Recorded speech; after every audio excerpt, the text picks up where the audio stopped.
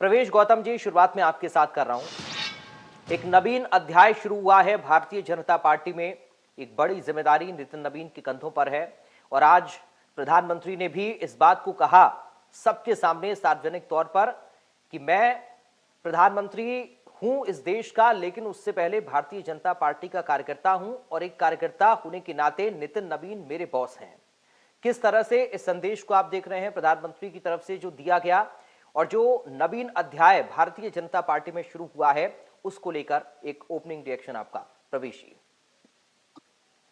देखिए पराग जी, भारतीय जनता पार्टी पिछले कुछ समय से लोग चौंकाने के लिए जानी जाती है।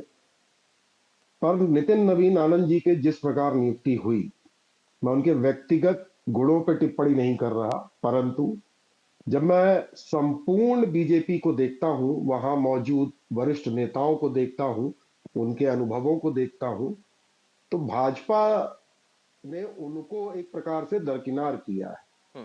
मैं फिर कह रहा हूं, मैं व्यक्तिगत नितिन नवीन जी के गुणों पे टिप्पणी नहीं कर रहा, परंतु अमित शाह जी या मोदी जी या जगत प्रकाश नड्डा जी, इन्होंने जो निर्णय लिया या संपूर्ण पार्टी ने निर्णय लिया कि युवा पीढ़ी को आगे ला रहे हैं, स्वागत योग्य कदम है। परंतु इस तरह भी युवाओं को आगे नहीं लाना चाहिए कि जो वरिष्ठ हैं, जो अनुभवी हैं, उनको दरकिनार कर दिया जाए।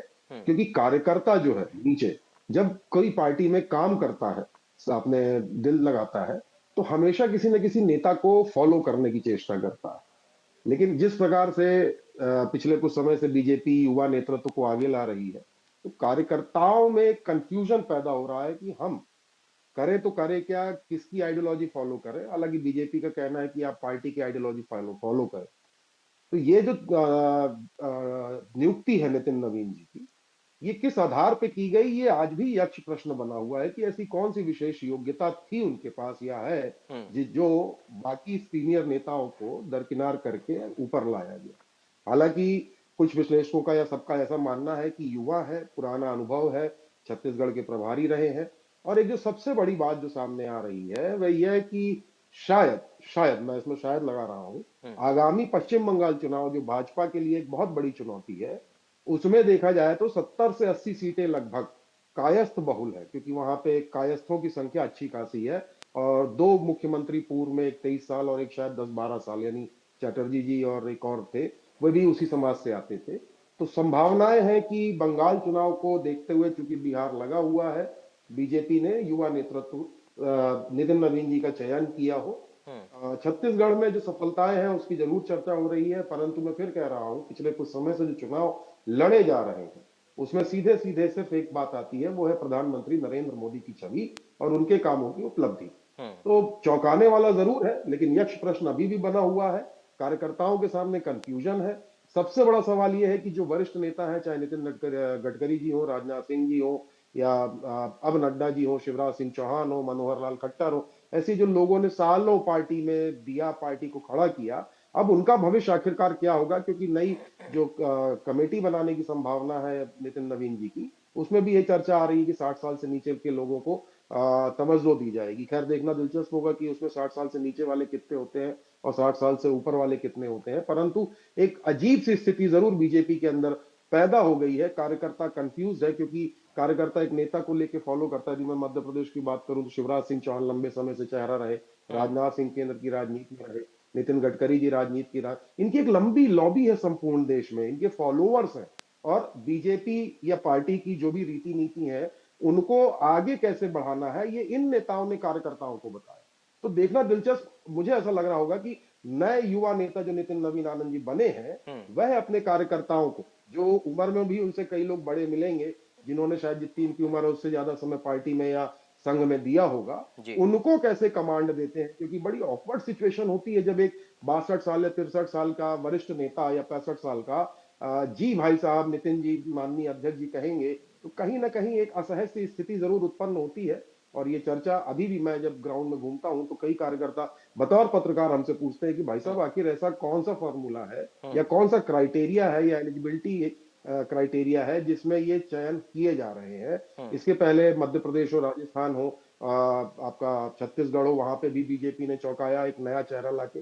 हालांकि नितिन नवीन जी के लिए सबसे बड़ी चुनौती पश्चिम बंगाल चुनाव है, असम चुनाव है, असम में भाजपा की स्थिति काफी कंफर्टेबल है, लेकिन बंगाल में बहुत अच्छी नजर नहीं आ रही है।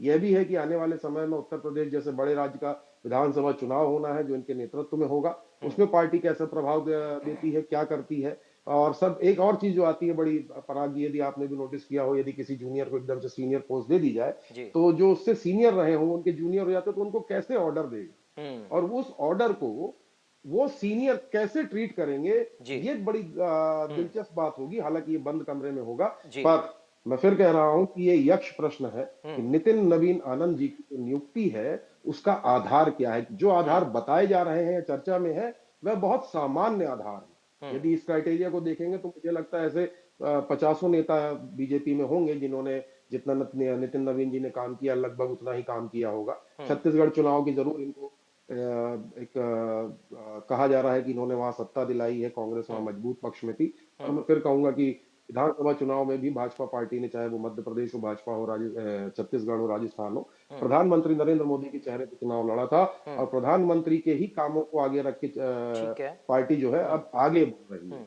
तो क्या सर ये माने कि प्रधानमंत्री ने जो बातें कही और जो सवाल मैंने आपसे पूछा, वो एक संदेश देने की कोशिश उन वरिष्ठ नेताओं को कर रहे थे जिनका आप जिक्र कर रहे हैं कि अगर मैं नितिन नवीन को अपना बॉस मान रहा हूं बीजेपी के एक सामान्य कार्यकर्ता की तरह, तो आप लोगों को भी मानना पड़ेगा। बिल्कुल पराग जी, ये मोदी जी ने जो ये लाइन कही और सोशल मीडिया में और सब जगह ये ट्रेंडिंग में है कि जी। Boss, who is the boss. तो मोदी जी ने संदेश देने की कोशिश की है कि जितने दिग्गज या बल्लम नेता अपने आप को मानते हैं भाजपा के पुराने, चाहे वह किसी प्रदेश की राजनीति में हो चाहे राष्ट्रीय राजनीति में हो, उनको अब नितिन नवीन जी को अपना बॉस मानना पड़ेगा। क्यों? क्योंकि भारतीय जनता पार्टी के सबसे सफल चेहरे, सबसे लोकप्रिय चेहरा प्रधानमंत्री नरेंद्र मोदी ने उनको खुले तौर पर अपना बॉस कह दिया है।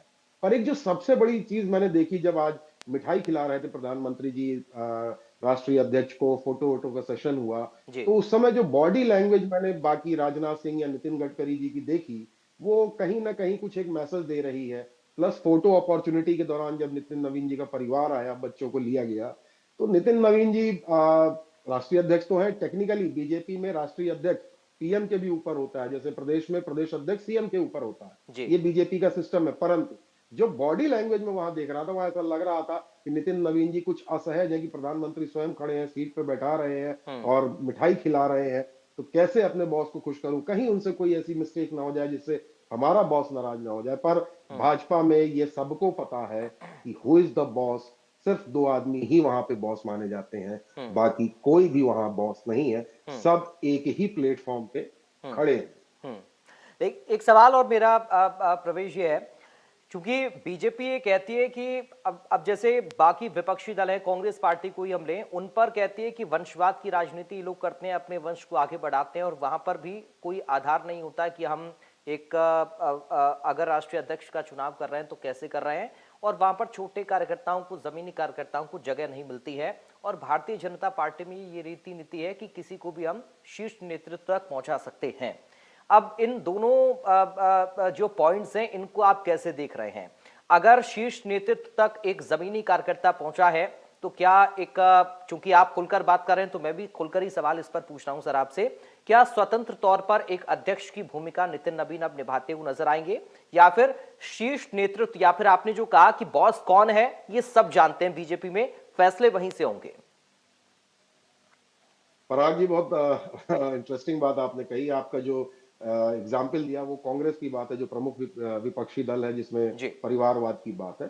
परिवारवाद नो डाउट कहीं ना कहीं कार्यकर्ताओं में असंतोष पैदा करता है। पर बीजेपी में भी देखा जाए तो यदि मैं कांग्रेस की मैं पहले बात कर लूं, तो वहां गांधी परिवार ऐसा है जो एक बड़ा वट वृक्ष है, उसकी जड़ें होती हैं। यदि उस वट वृक्ष यानी गांधी परिवार को काट देंगे तो जी। जड़ों में बिखराव आना। इसलिए कांग्रेस के लिए परिवारवाद मजबूरी है। मजबूरी वहीं है। भाजपा की मैं बात करूं तो यहाँ पे, मतलब मोदी एरा से पहले की मैं बात करूं, तो यहाँ पे आरएसएस वो वट वृक्ष कहलाता था। पर नितिन नवीन जी की नियुक्ति, आरएसएस को भी, मेरे जो सूत्र बता रहे हैं, आरएसएस भी इससे बहुत खुश नजर नहीं आ रहा है। कहीं ना कहीं एक आंतरिक कलह जो मैं देख पा रहा हूं, जो चर्चाएं हो रही हैं, हमारे सूत्र बता रहे हैं, वह बीजेपी और आरएसएस में भी स्पष्ट रूप से आ गया है। और यदि आप गौर करेंगे तो 2024 का जब चुनाव हुआ था लोकसभा का, तो मोदी जी की सीट भी बीच में डगमगाई थी वाराणसी में।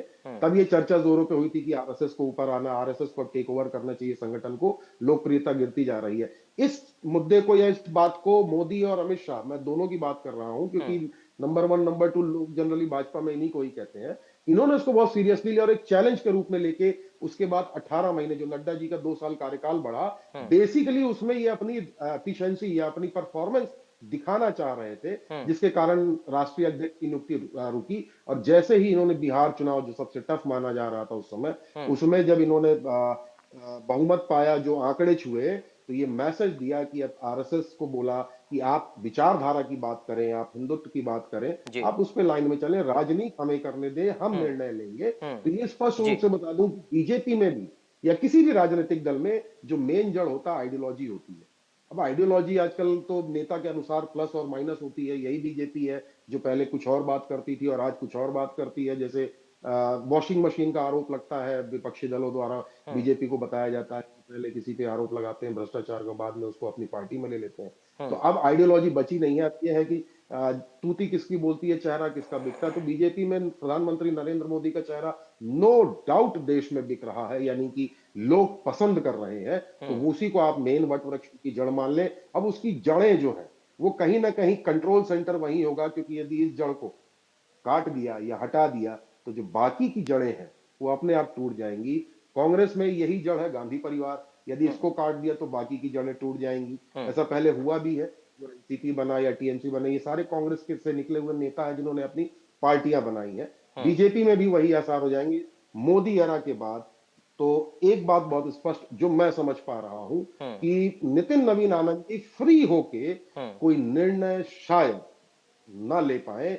उनको नंबर 1 और नंबर 2 की अनुमति चाहिए होगी। और एक दिलचस्प बात जो मैं देख रहा हूं, भारतीय जनता पार्टी के अंदर नंबर 3 की फाइट बहुत तेज हो गई थी नितिन नवीन जी की नियुक्ति के पहले। तो अब भविष्य में ये देखना दिलचस्प होगा कि नंबर 3 की पोजीशन पार्टी में किसको मिलती है और नंबर 1 नंबर 2 किसको अपना सबसे करीबी बनाते हैं। हो सकता है नितिन नवीन जी नंबर 3 में आ जाए। मैं हालांकि पार्टी के हिसाब से थोड़ा सा अलग बात कर रहा हूं, लेकिन ये स्पष्ट रूप से मैसेज होता है कि नरेंद्र मोदी जी और अमित शाह जी बीजेपी में जो चाहते हैं वही होता है। अध्यक्ष कोई भी बन जाए, महामंत्री कोई भी बन जाए, मुख्यमंत्री कोई भी बन जाए, उससे कोई बहुत अंतर नहीं पड़ेगा। वहीं यदि मैं कांग्रेस की बात कर लूं तो कांग्रेस में भले वटवृक्ष गांधी परिवार है, लेकिन वहां फ्री हैंड जरूर दिया जाता है। यदि आपको कोई पद दे दिया गया है तो पार्टी आपको कहती है कि आप स्वतंत्र रूप से अपने निर्णय लीजिए, पर पार्टी को ज्यादा। तो बीजेपी में नितिन नवीन जी मुझे नहीं लगता कि स्वतंत्र रूप से कोई विशेष निर्णय ले पाएंगे। हालांकि समय बताएगा क्या होता है। ठीक है सर, मैं लौटूंगा आपके पास।